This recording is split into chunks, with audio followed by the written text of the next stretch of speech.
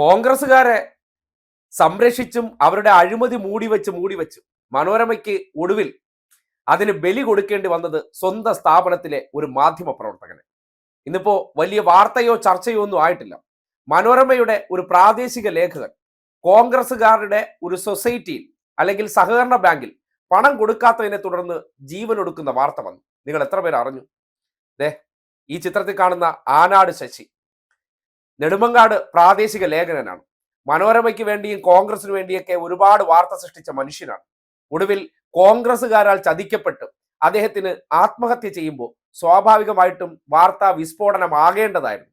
പക്ഷേ ആ മാധ്യമ പ്രവർത്തകന് പോലും നീതി കൊടുക്കാൻ മനോരമയ്ക്കോ കേരളത്തിലെ മാധ്യമങ്ങൾക്കോ കഴിയുന്നില്ല. കാര്യം എങ്ങനെയും കോൺഗ്രസിനെ രക്ഷിച്ചെടുക്കുകയാണല്ലോ. അതിൻ്റെ ഇടയിൽ ഇങ്ങനെ കോൺഗ്രസ്സുകാരാൽ പറ്റിക്കപ്പെടുന്നവരുണ്ടെങ്കിൽ, അവരൊക്കെ ആത്മഹത്യ ചെയ്യുന്നുണ്ടെങ്കിൽ അതൊന്നും വലിയ വാർത്തയാക്കി ജനങ്ങളുടെ മനസ്സിലേക്ക് എത്തിക്കാൻ പാടില്ലല്ലോ.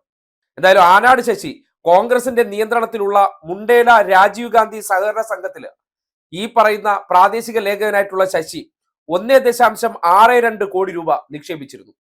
ഈ പണമാണ് അദ്ദേഹം തിരികെ ലഭിക്കാൻ വേണ്ടി ആവശ്യപ്പെട്ടപ്പോൾ ബാങ്ക് തകർന്നു, തിരിച്ചു തരാൻ നിവർത്തിയില്ല എന്ന നിലയ്ക്ക്